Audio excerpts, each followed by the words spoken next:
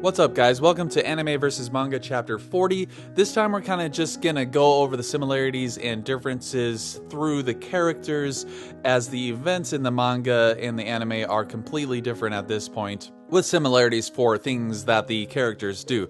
So we'll go over those and then I'll give my review afterwards.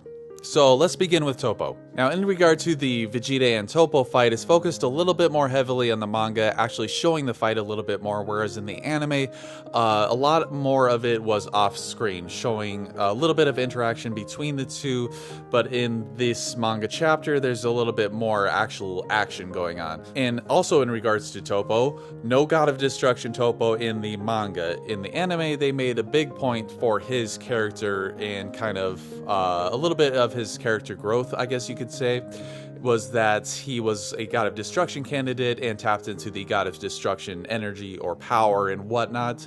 He fights 17 and Frieza and is eventually eliminated by Blue Evolution Vegeta. In this manga chapter, he's fighting Vegeta, but Vegeta goes off to fight Jiren, and Toppo is eliminated by a piece of crumbling stage and is not tapping into the power of the God of Destruction. Speaking of crumbling stage, this is also how Dispo is eliminated in the manga, whereas in the anime version, he is eliminated by Gohan and Frieza's combined attempts. Gohan holds Dispo down while Frieza blasts them out so that he can't move because his speed is causing them so much trouble. He also has like a boost ability in the anime, which we do not see in the manga. He is actually fighting 17, which he did not do in the anime. He fought Frieza and Gohan and Goku and Hit a little bit earlier on, but in the manga, he's eliminated by jumping out to help Toppo and the stage crumbles beneath them, which I guess you can give Frieza credit for that. Moving on, we have Vegeta. Vegeta is fighting Toppo and he powers up into what seems to be Blue Evolution. They don't directly comment on a name or anything for it, but it's apparent through the dialogue and his actions that he has reached a new level. And just like the anime, he says that he's going to evolve in his own way. That's a good hint for the actual name of it, Super Saiyan Blue Evolution. So those two are very similar in the manga and anime adaptations, as is Jiren defeating Vegeta. Although he's not eliminated yet, Jiren defeated him in the anime, so we'll have to wait to see what's going to happen then. So speaking of Jiren, he gets a face full of 17 blowing himself up again. As in the anime version, 17 is actually holding a blast from Jiren, who is about to eliminate Goku and Vegeta. So you have Jiren about to blast off Goku and Vegeta because they're so tired out. 17 jumps in there to hold back with his barrier the blast from Jiren and self-destructs himself to kind of negate that blast. In the manga version of events, it seems his plan is to hopefully the blast be powerful enough to take Jiren out, or powerful enough to destroy this stage from under them. But either way, neither of them work against Jiren. Jiren's still there. So he kind of sacrificed himself to no avail. Now we'll have to see, because in the anime version of events, he's still alive miraculously. And in the manga, we have yet to see. So we'll look forward to seeing whether or not 17 is still alive in the manga. So last but not least, we have the portrayal of Ultra Instinct Omen, which in the anime, Goku needed to be pushed far past his limits to be able to break that shell, as Whis puts it, to unlock the form. And he does it multiple times in the anime. He gets pushed past his limits against Jiren, then there's Kefla, and then there's Jiren again.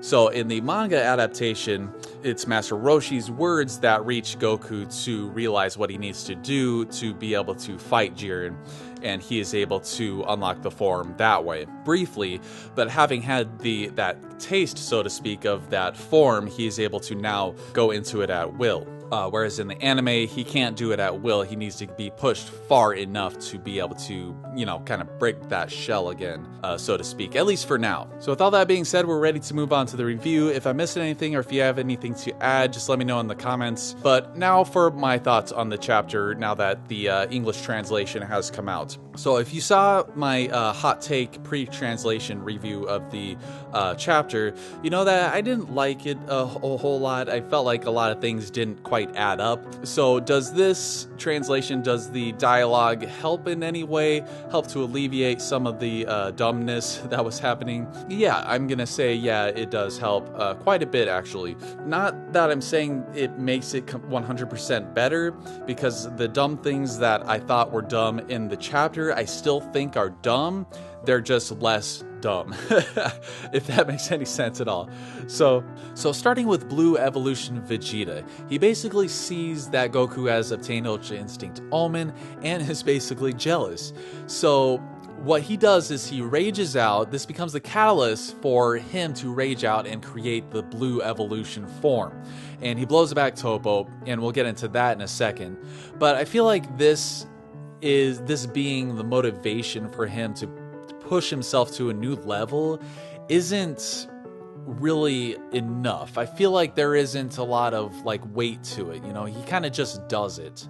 And I feel like there could have been much better character writing here, instead of Vegeta's, typical Vegeta trope of being jealous of Goku.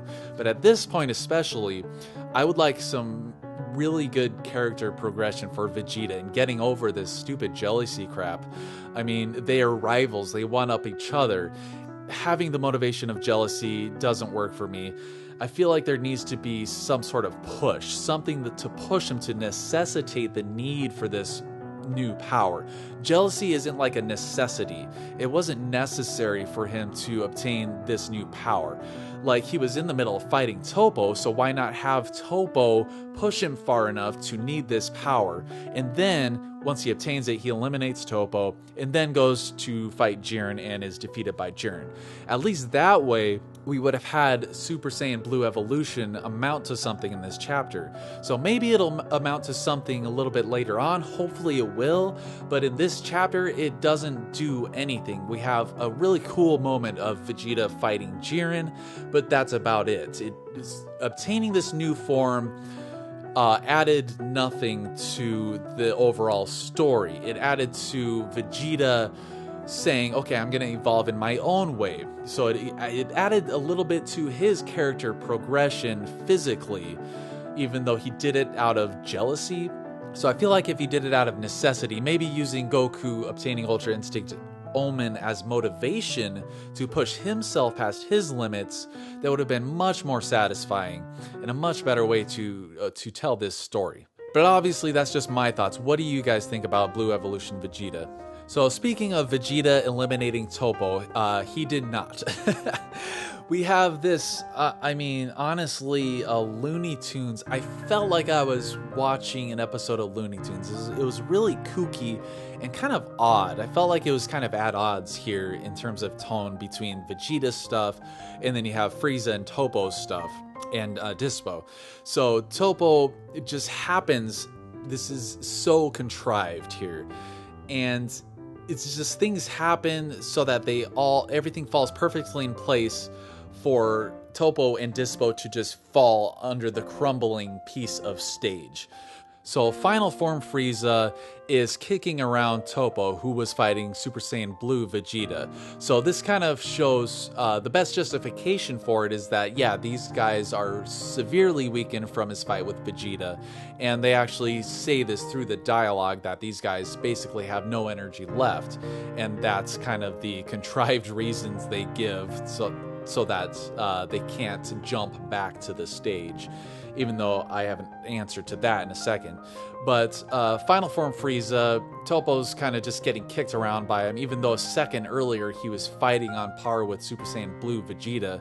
So does that mean that Toppo, his attack that he was about to hit Vegeta with before Vegeta powered up, was that going to be his last-ditch effort to defeat Vegeta? If so, then it seems that Vegeta was going to win that fight pretty soon. because now Topo's just out of energy. You know, he's sitting on this platform for most of the chapter, and Frieza's just kind of playing around with them. Now, Dispo, on the other hand, Dispo is kind of scuffling with 17. Now, we haven't seen much of this fight enough to see how much weakened Dispo is from his fight. So he hops on over to help Topo up, but he's too weak to jump back. Like, what? This is such a contrived thing to happen. Like, the only reason that they don't have energy is so that they can't jump back to the stage. Like, Toyotaro wrote this specifically so that they can fall under the crumbling piece of stage. Why are you having these, like, the top two of the top 3 from Universe 11 be eliminated in such a freaking humiliating way? I mean, why can't you give anyone in this tournament a really cool send-off? So Dispo hops on over to help Topo out. I feel that even if these guys were in their massively weakened state, like, these are massively god tier of power guys. I feel like even an ounce of their strength, one or the other, Dispo or Topo, could have thrown the other back in. But at the same time, if they were that weakened anyway, they were gonna lose anyway. So you may as well just have Dispo lose to 17 and have Topo lose to Vegeta. Like, why did you have to create this comical, like, overly complicated scenario to where these guys are gonna fall from under a piece of stage? Was it all for the sake of Jiren saying, okay, I'm not gonna hop on over there to save you guys, I'm ready to do this myself? Was that entire plot line just so that Jiren can say that? I mean, I feel like we could have got a really cool fight between Dispo and 17, and then 17 pulling out the win on Dispo.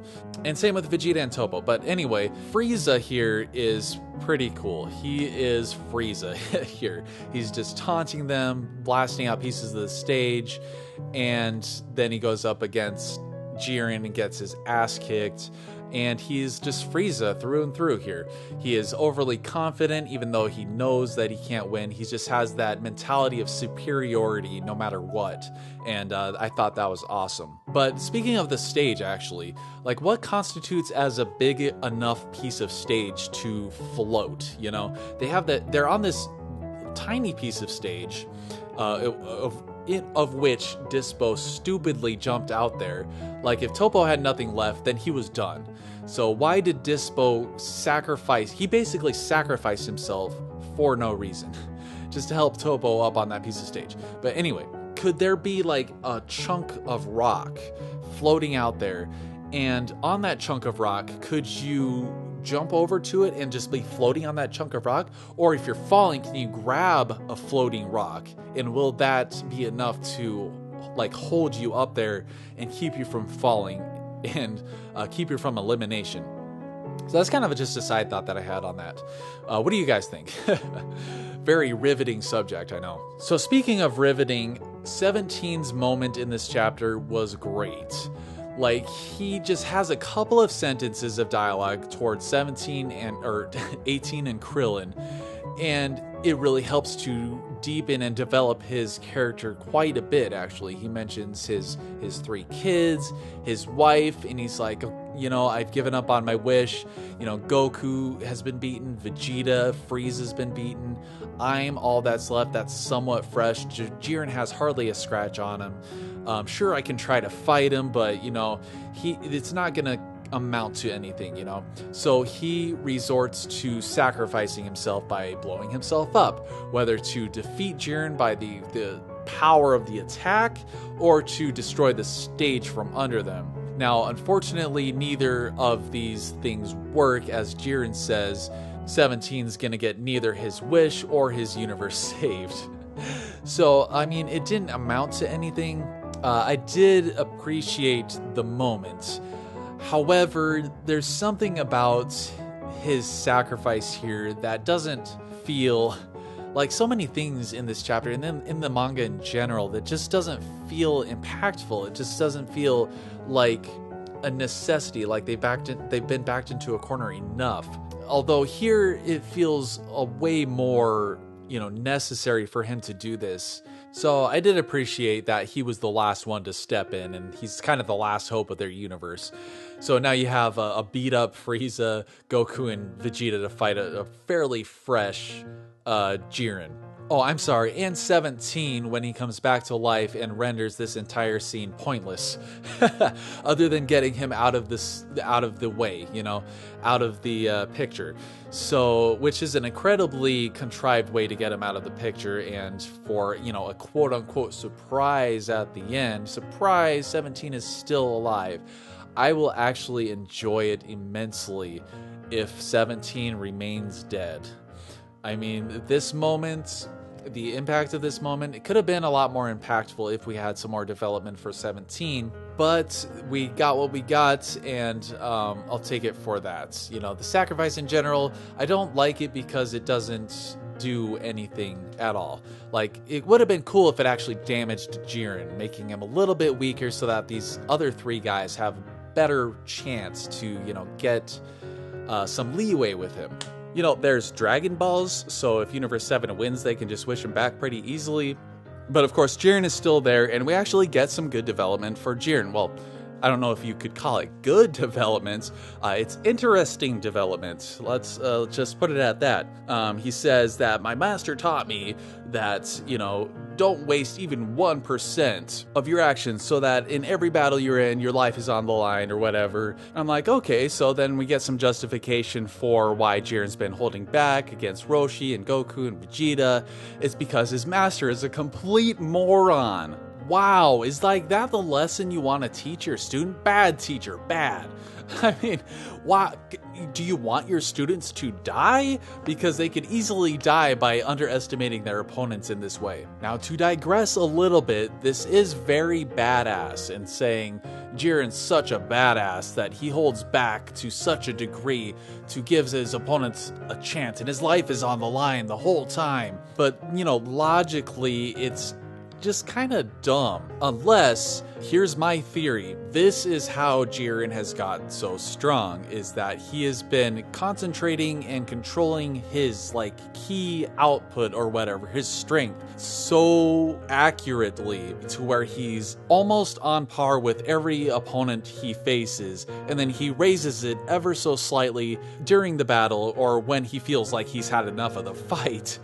He raises it ever so slightly above that person and then just defeats them. So, I don't know, maybe putting his life on the line that way has been the key to how he's become so powerful. I don't know. What do you guys think of that theory? Or do you have any other thoughts on the subject? Let me know in the comments. So, there's one argument that I've seen a couple of times, and that is Jiren has to hold back so as not to kill his opponent. And that's why he's been holding back this whole time. That's why Roshi was able to do what he did against him. That's why Vegeta and Goku are doing how good they're doing. My answer to that basically is, if Jiren can control his ki to such a degree, there's a pretty wide margin between defeating somebody and just outright accidentally killing them with your power. So if Jiren can control his ki to such a degree, or his power to such a degree, then he should be able to overpower them or just, force push them out with enough power so as not to accidentally kill them. You know what I'm saying? So I don't think he needs to adjust his ki to such a gigantic level to be surprised by his opponents, And again, that kind of points to Jiren being not the smartest dude if he's lowering his ki so much. He should just kind of be maximum so that he is, when he does see his opponent's strength, then he can decide to regulate his ki enough to not accidentally kill them, like Roshi, for example. Jiren is at maximum level, Roshi attacks him, and he's like, okay, this guy's at this level, I'll lower my ki enough to attack and eliminate this guy. The justifications for Jiren's actions, that's fine. If it makes it better for you, that's fine. They're not enough to alleviate the problem that I have with it. It honestly, to me, hurts Jiren's character even more, and to be completely honest, I really actually wish that Jiren was not so powerful, because I want a good fight. Like, fine, make him stronger than Goku and Vegeta, but you have to make him that much more powerful. Like, this guy is freaking unstoppable, man. And the only way to really even touch him is to go into Ultra Instinct and pull this new form out of your butt, you know? So that's just kind of my thoughts on the whole Jiren thing. What do you guys think? So speaking of Ultra Instinct, Goku can just do it. I think that actually makes somewhat amount of sense for Goku's character, especially when you take into consideration the Super Saiyan God form. After doing the ritual, he was able to do it, especially with Vegeta. Vegeta was able to do it without even doing the ritual. So I don't think it's that far-fetched for Goku to just be able to pop into it, but that does not say that I like it. I actually do not like how easily this form is, how easily he obtained it. In the last chapter, he just, you know, did it out of nowhere. It felt like it was out of nowhere, and it felt like it was completely unearned. Had they had more like lead up or foreshadowing for this, like some introspection for Goku and trying to figure out how to get past Jiren's power gap, thinking about Roshi's words, stuff like that, and then he obtains Ultra Instinct for a second, and then he tries to say, okay, I need to, that's what I need to beat him, and I need to figure out how to, you know, get into this form again and hold on to this form again. I think that would have been so much more impactful than what we have with him just being able to do it all of a sudden just from doing it once. So, you know, going forward, I think the overall impact of everything is going to be a lot less because of this. But obviously, what do you guys think? What do you guys think of the Ultra Instinct and Goku going into it? I think it makes sense for him to having tasted the power and now being able to do it, but I don't necessarily like it. But the manga chapter in general, I think, was fine. You know, it wasn't horribly terrible, especially after reading the English translation. You know, it was okay. There was a bunch of things that just really dragged it down for me, a bunch of just contrived stuff on there, and the art was fine, the dialogue was fine. The art was pretty cool, actually, as it usually is, but in general, it was overall better than the last couple of chapters. But what do you guys think? Let me know in the comments. As always, thank you very much for watching. I really appreciate it, and take it easy.